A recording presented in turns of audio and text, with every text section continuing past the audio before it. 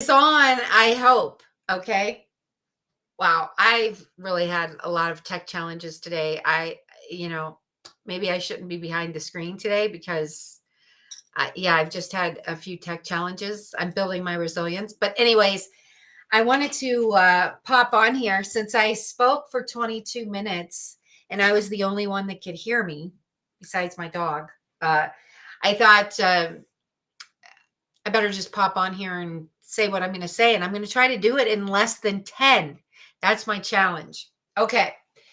So, what I wanted to talk about today, Truth Tuesday, is how you should consider conducting sales calls or your team conducting sales calls.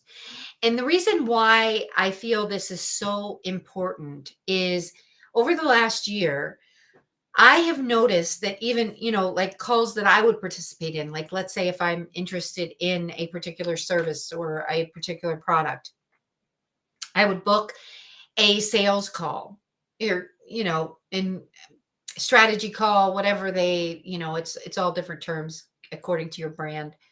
I, uh, I call our calls our sales audits. Okay. But regardless of what they call it, if you promise to give them a blueprint, and I say you, but if you or your team promise to give them a blueprint, then you better give them a blueprint, right? If they purchased a book, okay, so let's say the prospect purchases a book and they received a free strategy call as a gift to go along with that book, then that call that they were promised better be worthwhile. Now, that was the scenario that really alerted me that we have some things that can be improved because I purchased a book, and then with that purchase, I was gifted a strategy call. However, when I got on the strategy call, the girl that was conducting those strategy calls, and she was a team member, she was not familiar with the content in the book or even really how to approach it. I mean, I think she knew like general, just the general overarching themes. But my question to her was, how would you recommend that I break up the teachings in the book and really, work on implementing those into my business? She said that she wasn't prepared to talk about that. Well, maybe that was too in depth, but I thought that was a reasonable question considering that I purchased the book and I was gifted a strategy call.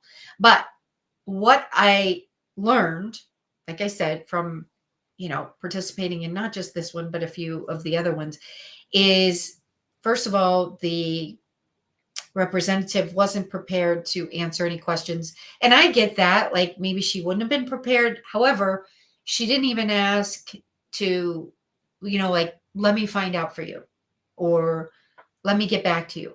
But what her main goal was to get me to enroll in a mastermind, which I had no knowledge of. Okay. And I didn't know that I was getting on a call to try to be sold into a mastermind.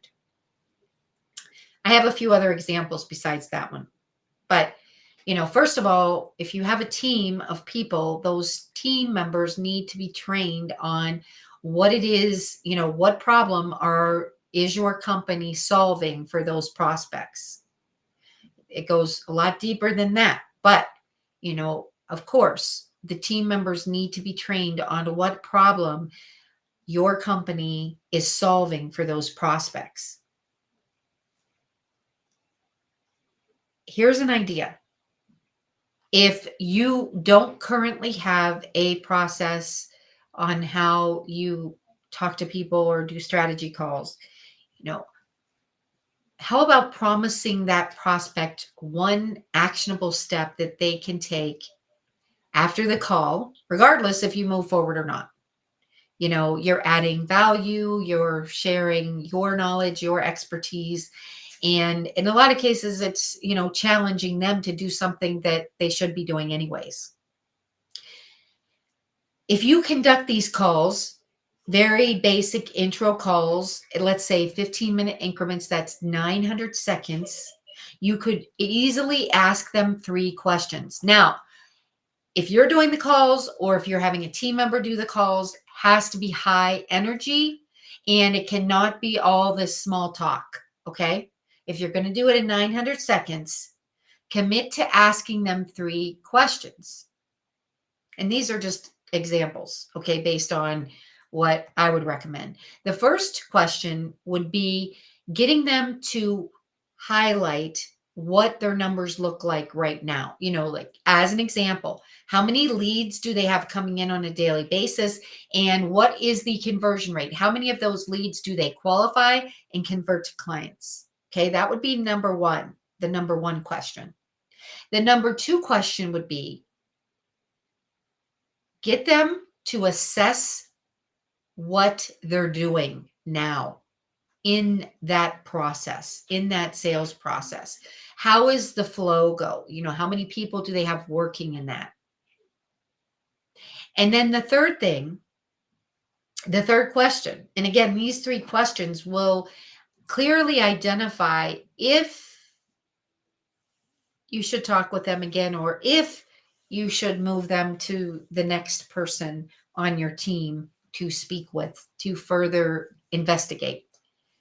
The third question or challenge would be pinpointing, really isolating what their top of mind challenge or problem is.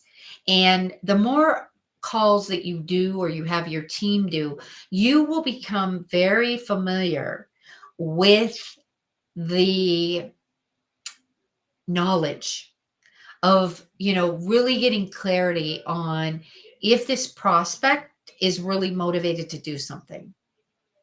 They may have challenges, but they may not be motivated to do something. They may have challenges, but they may not be willing to pay for those challenges to be solved. And that's okay. So make sure your team knows that they shouldn't take that personally. I know it's not easy sometimes. Of course, it's really difficult. I know I used to feel offended when I first started in sales and after college in AT&T. And if somebody said no to me, I had to learn not to take it personally.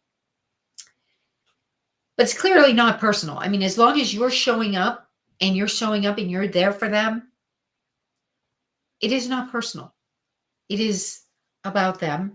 Your role as the company representative is to make sure that you get them clarity. And you can do it in 900 seconds just by asking those 3 questions as far as getting them to, highlight how many leads, how many conversions do they have coming in. Now, your questions are going to be different if you're, if you are, if you're selling your auditing services or if you are applying to be a speaker. Of course, these questions are going to be different. But in my case, I'm just using like a sales organization. The second question would be getting them to assess and really get, help you understand what are they doing right now for sales? What does it look like? How many people do they have? Do they have like, pre-qualification, or do they have what they call the setters?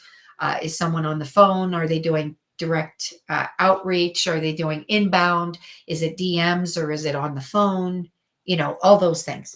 And then the third question is getting them to pinpoint and really isolate the challenge. And what you're trying to do here is really get clear on, are they really going to do something about it? Now, after those 900 seconds, if you just ask those 3 questions, then you can determine if you would like to invite them to move to the next step. You can ask them, you can reassure them. You can say, well, based on what we've discussed so far, I believe that we have a solution for you. We can't get into all the details today. However, would you like to take the next step? and to further explore if this would be something that would be beneficial in your business. And let them say yes or no. I believe if we can get more clarity on these first round of calls, it's really the first impression in a lot of cases, right?